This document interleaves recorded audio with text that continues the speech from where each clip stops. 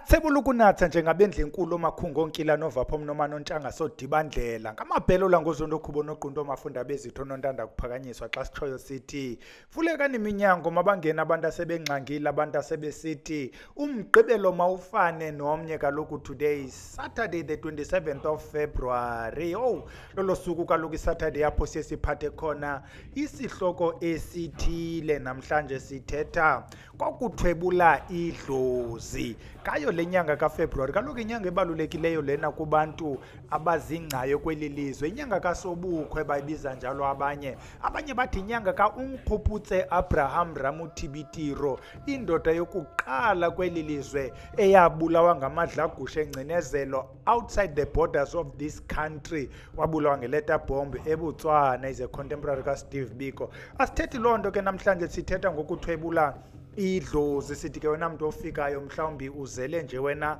ukuzofuna uthwebula sithi khawuhlale usubscribe mhlawumbi uzaba ngumthwebuli ozawuthwebula uthwebule nathi sithetha ngantoni ke namhlanje ke bhele namhlanje sifuna uthetha ngayo lento yokuthwebula idlozi siyibuza ukubana aba bantu bathwebulayo ingaba bathwebula idlozi okanye bathwebula inhlahla uzayibona ke ngoxa seyijika lento ba bayazenza zonke ezi zinto sizawuthi pha ekugqibeleni senze umzekelo wabantu abathwebulayo apho sizawuncokoncokola ngalamayeza abawasebenzisayo abanye babo sincokoncokole ke ngomzekelo omnye apho sizawuthetha ngomntu ogula ngengqondo okanye lento kuthiwa ligeza ukuthi lithwetyulwa njani okanye isihlwele salo elo geza sithwetyulwa njani masingene nentweni ke mntana ebhele ukwenzela ukubana abantu bahambe Saturday bayojiva kaloku imonth end February kuluna 28 days kulonyaka abantu bafuna uyojiva bafuna bebelindene nalento kabhele ingapheliyo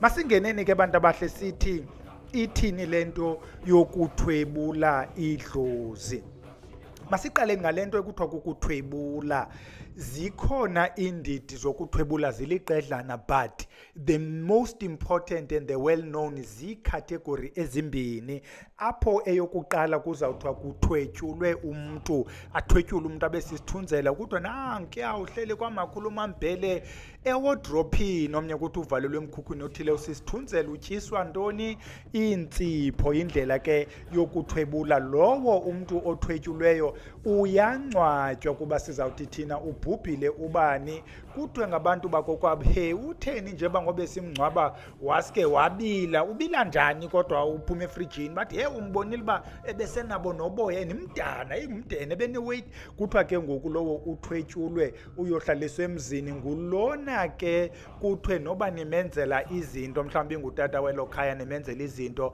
akakafiki kwele mimoya usahlele efrijini kwamambhele ke lowo umntu uthwetyulwe the second kule category yokuthwebula yile kuthiwa hayi kodwa nokubhele usisithunzela salamfazi wakhe lamfazi umenze isithunzela uyaphila ke lona ke ubhele kodwa ingqondo yakhe is used elsewhere so ubhele nangona ephila kodwa abantu xa bemjongile babona izombi because kaloku yena ngulo ungakwazi uzicingela ngulo uremote control wayo ngaloo ndlela ithile zindidi ke ezi-2 ezibroad ezi zokuthwebula now masingene ke ngoku lento kuthiwa uthwebule idlozi apha ke we want to start with i-disclaimer ethi eligama lithi idlozi siyalisebenzisa nakule ntetho isisixhosa kodwa is borrowed from ilanguage yesiZulu thina sizawuthetha mose ngesihlwele as one of amagama amaninzi sinyanya njalo njalo kodwa idlozi abantu ke abathetha isidlozi isiZulu will always differentiate between idlozi nethongo however kwi-common talk what's the proper word kwi-common language yethu we don't differentiate between idlozi nethongo we make them umuntu oyi-one asifuna ungena ke kwezo details we'll talk about it but nje eyona nto imfutshane yethi idlozi ngulaa mntu besithethe ngaye kula Saturday igqithileyo sathi yena nangona ebhubhile usenamatyala akhe anawo afuna ukuncedwa ngawo lo matyala akhe then ithongo ibe ngulona yena ungena matyala but now we talk nje in general terms idlozi as isihlwele saphakathi kwekhaya ithi ke ngoku into uthwebula idlozi xa kutheni omnye akhalaze. We'll talk about lona umzekelo okuthiwa uyaxhaphaka ephehlweni, umntu athi ugobela wam undithwebulele idlozi lam, because uthe xa lijonga ufumanisa uba idlozi lam linamandla, idlozi lam liyabona, idlozi lam liyakhawuleza, idlozi lam liyasebenza, walithwebula idlozi lam uba malisebenzele yena. If you listen to i-discussions elsewhere, bazawuthi no, akathwebulanga dlozi lakho, uthwebule intlahla yakho, because uthe xa ekujonga wafumanisa uba wena izinto zakho ziyakhanywa, wena unamathamsanqa, wena izinto zakho ingathi are quickly gelling than expected. Ngoku uthatha the energies, sizawufika ke ngoku kule language ye-aura, uthathe the positive energies, the vibrations ezipositive ezikwenza ube attractive to i-abundance, to i-luck, to anything eyi-prosperity, eyi-progress. Uthwebule that energy. Now the question is, how do you know xa kuthwetyulwe amathamsanqa entlahla yakho naxa kuthwetyulwe isihlwele? Because kaloku uthi xa unezinto ezintle uthi uziphiwe esihlweleni. Now i-question is, ingaba uyakwazi uziphiwa esihlweleni zithathwe ngomnye umntu, okanye lo mntu uthatha isihlwele itself na? I don't want to get into that discussion for now, ndiza kuyishiya ilengalenga, but we are saying ikhona le nto kuzawuthiwa ndithwetyulelwe idlozi, omnye athi hayi awuthwetyulelwanga dlozi, uthwetyulelwe intlahla zakho. You listen to the language, there's a lot of borrowing. Sithanda usebenzisa even kule language yesiXhosa, sithanda usebenzisa eli gama lithi intlahla, even though ngesixhosa kuzothiwa amathamsanqa, but someone will understand it within the context xa kuzawuthiwa intlahla. Now there are circumstances apho umntu wamayeza ezawuthwebula intlahla zakho than kuzawuthiwa uthwebule idlozi. We'll talk about when umntu ethwebule idlozi itself. Nazi i-circumstances apho kuzawuthiwa uthwetyulelwe amathamsanqa. Number one, abantu bamayeza bazawuthi xa bedibanisa izinto zabo, andifuna ungena ke kulena i-complicated yezigubhu, masithethe nje ngento ezisimpulu. Mhlawumbi wena wenzelwe isiphondo kuloo kona yakho, kuthiwa esi siphondo, by isiphondo ke kwilanguage yezulu bazawuthi sisigqabo, esi siphondo sakho uzusithathe uyokusibeka apho kuhlangane khona indlela, okanye umnye uzawuthi uziyosibeka etaxi rank apho abantu bazawufika bame khona. No, esi sakho uziyosibeka apho abantu bahamba khona ngespeed, it could be erenkini, it could be emall, it could be loo ndawo kuthiwa sibeke apho. I-thinking behind ayikho different kule nto sithi masisebenzise imihlaba yezandawo, because sithi le mimoya ibihamba apha elandelwa kokuhle, sicela laa mimoya isincedise kule nto sibhiziyo kule ndawo. Kuthiwa ndithi xa uthethisa esi siphondo sakho apha awuthwebuli madlozi, usathi le mimoya ibilapha sicela la mandla ayo, sicela la mathamsanqa ebihamba nayo angene kwesi siphondo. Apha kuthiwa awuthwebulanga dlozi, uthwebule ntoni? Intlahla. This is one example. There's another example esiye sive ngayo kubantu abathengisayo. Nanku ubhele ungumy friend, unecontainer kulaa kona yakhe, ungumayezeni. Uzawuthi xa kutshona ilanga, xa sekusebusuku, segqibo ivala icontainer, ubhele ungumayezeni athathe laa mali ayenzileyo for namhlanje, particularly lena ezi-coins. Bazayohlula ke abantu bamayeza, omnye ayikhuphe le ibrown ashekelwe yile isilver, athathe laa mali ayidibanise namayeza kokwabo ofutha.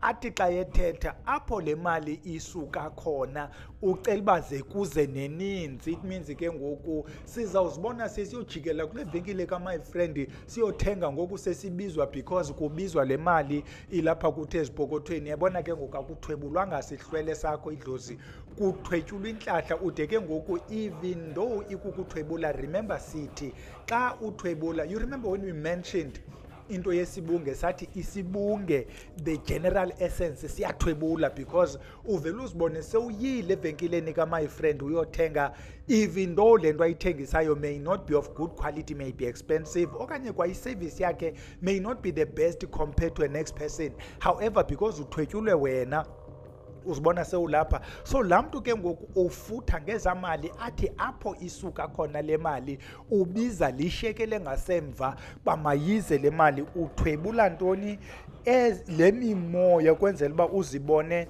sewuyoganxeleka phayana kulaa ndawo yakhe uyothenga umgubo ngoku nawo umgubo ekhaya. Another one nayo ethethwayo bantwana abahlanu, ndifuna ukuthetha ingathi ndiyayazi le nto lena into ethethwayo.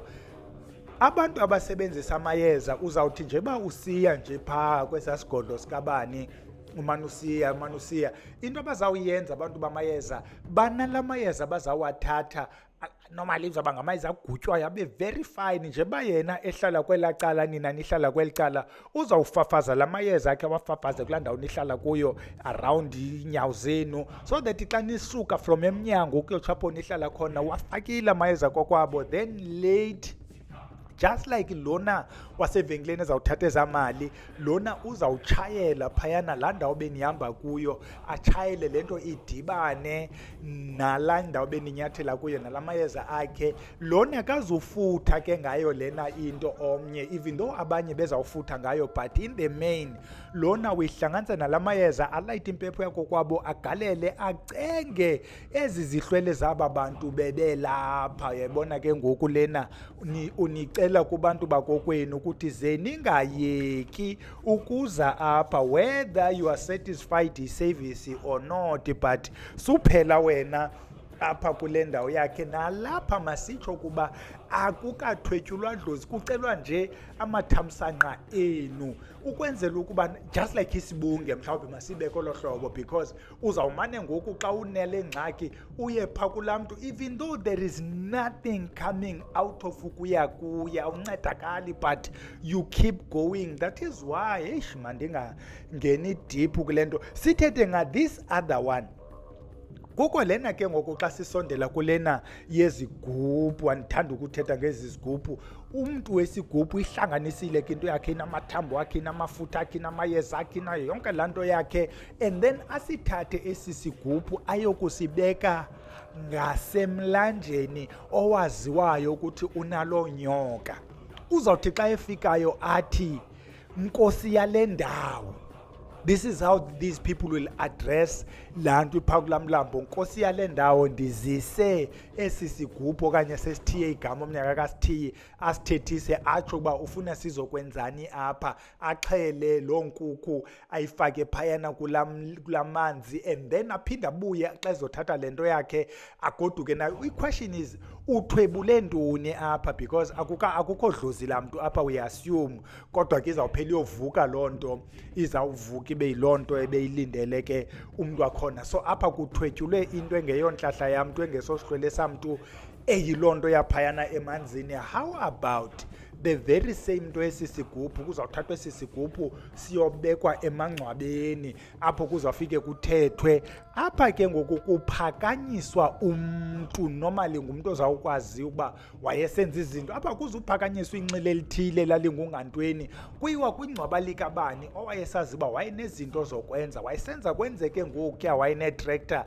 enevenkile, enebhasi, eneshophu, enezi zinto zakhe zoba engumntu onenkqubela apha ebomini. Apha kuzophakanyiswa umntu, yijonge nalena into akuphakanyiswa ngadlozi lakho ukuba malisuke kuwe. There is another one ke kule nto yokuthwebula, lena kuthiwa kukuphehla amanzi amnyama. Le nto masiyithathe siyohlule kubini. Sithi the first one eyona ozawuva ngayo ikakhulu ngulo umntu ozawujika izihlwele zeli khaya ukuthi mazihoye yena yedwa, zisilibale thina sisonke. Leyo ke bathi xa beyijonga bathi hambi idibane nentakatho because siyasokola, wena wedwa uyaphumelela. There is another one nayo ekukujika isihlwele sakwalapha ekhaya, apho uzawusuka wena uye kutatomkhulu bani, owawumazi ukuba uyindoda yalapha ekhaya eyenza izinto zenzeke zibonwe ngabantu ukuba ziyenzeka, ufike uthethe naye umbize ngegama umnqule uzichaze ubungubani and then uthi uba tatomkhulu ndizolanda wena sigoduke kuba ndifuna undincedise ukwenza into ethile, iingxaki zakho zonke ndizawuzenza. The difference between the first one yokuphehla amanzi amnyama na this one, lena uthathe ubani yedwa. Utatomkhulu ubani awuthi tatomkhulu qokelela abanye nijonge mna ndedwa, uthi tatomkhulu masambe ndizawufika ekhaya ndisebenze nawe ndizakwenzela into zakho. So utatomkhulu xa umenzele ezi zinto nje bumthwebule nje wamsusa emangcwabeni wambeka kule ndawo, I'm not too sure. I think mhlawumbe we need someone onoyikhomentela, but eyam illogic, it doesn't tell me ukuthi lo tatomkhulu will forget about the rest. I'm only assuming ukuthi uzawusebenza nam, andithanga makangabahoyi abanye kodwa ndithi makazosebenza nam. I don't know uba izihlwele ziyakwazi na ukuba multitasking, if there's such a phrase in English. So yiloo nto ke ehamba ibe ngathi kuphehlwa amanzi amnyama ibe irelated, because apha uphakamisa umntu wako wenu ukuthi manisebenze kunye. Masenzeni ke ngoku kwenzela uba ndijonga ixesha, andifune ezi video ziqhele ukuba ndininzi le nto, ndiyabona uba soze siyigqibe awusikibende le nto. Masingeneni kulo mzekelo apho uzawuphakamisa, uzawuthwebula isihlwele somntu, uthwebula isihlwele somntu and then usicenge esi sihlwele somntu ukuthi masikuncedise. This can be in two ways. Uyakwazi usithwebula esasihlwele somntu ukuba masimlibale sijonge wena. The other one, uyakwazi besasihlwele salomntu usicele ukuthi masikuhoye without saying masingamhoyi la mntu, kodwa uthi masikuhoye because uzamhoya la mntu besimhoyile. Let's talk about this common example. Uzayiva ke le example noba ujike lapha kwezi social media. It comes in so many different ways. Masenze nje this one example, igeza. Igeza ngumuntu ohlala esitratweni, ngumuntu ogula ngengqondo, ngumuntu ongenabani, ngumuntu ozilalela encali kwendlela whether kuyanetha noba kuyatshisa. You will see them in kwezi ndawo zibandayo, ma-Free State, Joburg, mhlawumbe apha e-Eastern Cape uqale Alwal North, where the temperature can be minus. Thina apha around East London asikade sidibane nayo into ezawudithi minus. Can you imagine uleli ngengubo enye ekonkritini -5? Ngamageza ke lana lo mntu wakhona uzawufumanisa ubana you will never hear of cases of i-double pneumonia okanye i-TB kweli xesha le-COVID. You will never hear kuthiwa naba be-admitted i-COVID. Aba bantu even though besitya kwii-dustbins, you will never hear of i-cases ze-food poisoning or izinto ezi-related to that. Aba bantu ngumntu okhuselwe zizihlwele zako kwabo because akanabani ophilayo. Sozufana uve kuthiwa naligeza litshayiswe imoto esitratweni even though abantu betshayiswa zimoto. Abantu abangamageza, i-protection if uyayiqaphela is just so extraordinary.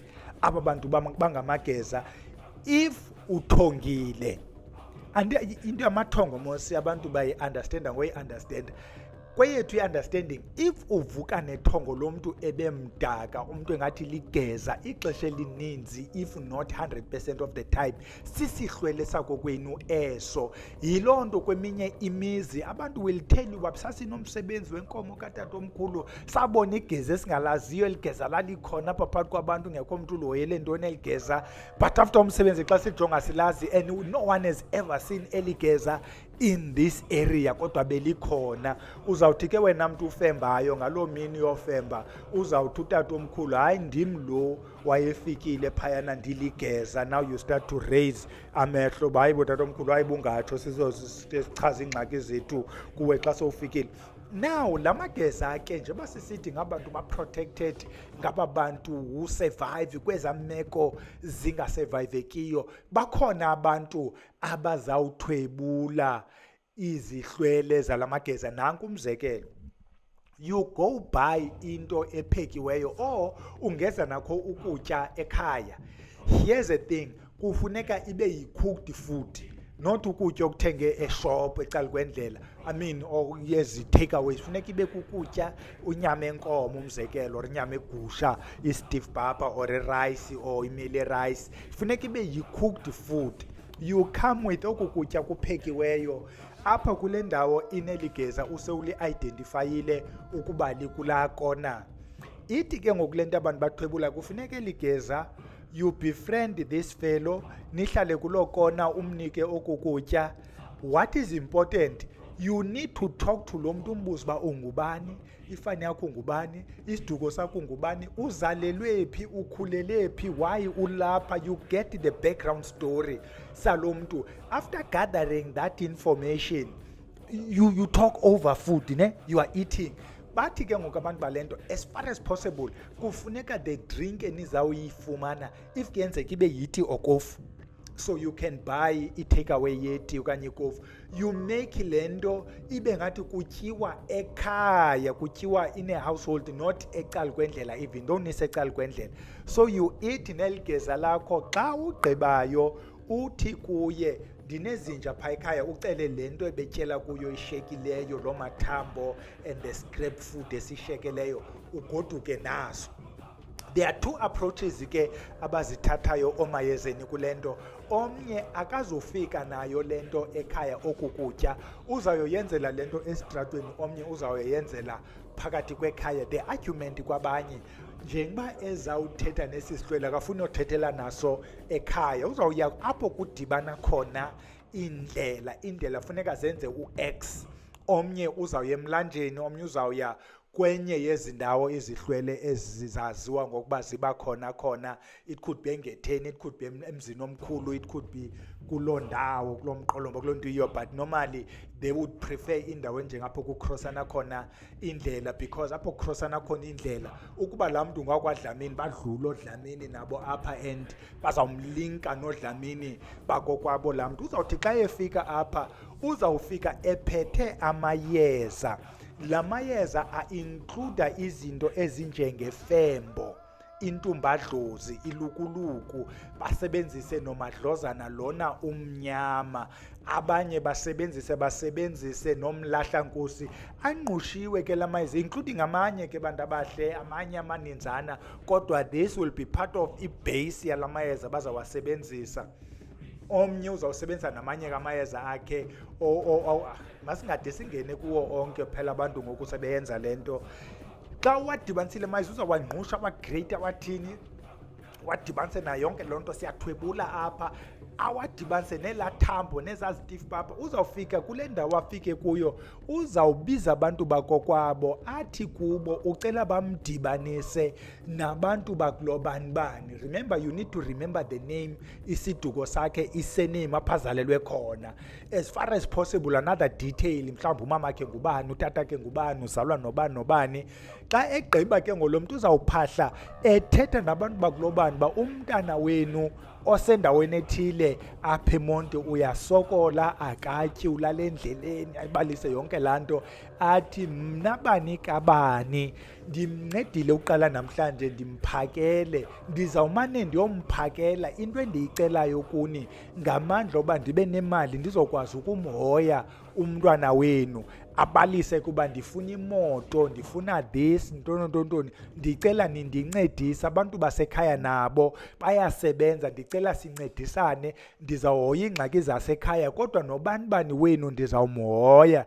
Ithi ke ngoku le nto aba bantu benza le nto, for this to be believable kufuneka ube kanti khange ugqibelise ngoku uba ubuyomnika laa plate. Next time ungamphathela noba yiloo takeaway, another time ungamphathela noba yi-t-shirt buhlangu, loo nto yiyo, so that ube na that constant communication nalo mntu, so that ii-energies zenu ngokwasesihlweleni sakhe zibonakale zisebenza. Bathi by so doing ezazihlwele zalaa mntu they start to look up to you ukuthi nazo mhlawumbi ungahamba uhambe uzincede. I'm not too sure ke how ready and willing are you ukuzibona uba sewubhedinti zizihlwele zomnye umzi while usaxakene nezi zakokwenu. Lena ke indlela abantu bayo bathi ithwebula idlozi for sure. Abantu who've done it, they swear by it. khawuhambe kuyoyizama ke uthi xa uzenzile lezo nto zintle nathi usikhumbule ubuye uchaza uba hayi ndithwebule nam bhele shaba ndihamba nje ndingubhele ndilandelwa nangogambu nam ndikubhele uhamba nogambu. Nantso ke into besiyiphethe kobusuku banamhlanje, ukuthwebula idlozi. Ingaske ke mntana omhle ukhomenta apha ezantsi utsho ukuthi wena zeziphi ezinye iindidi ozaziyo zokuthwetyulwa kwedlozi, usincedise to differentiate kwezi ngxaki zoba umntu athi ugobela wam undithathela idlozi. Uyichaze wena uba uyi-understanda njani loo nto, including ezinye ke izinto along this very same topic. Sithi sizayiyeka ke ilale sizodibana ngomso on the 28th, the last day of this short month yonyaka, 28 days. Sabe siphethe ke amathongo ngomso, siyekile ke yalala sithi makube chosi kube hele camagu.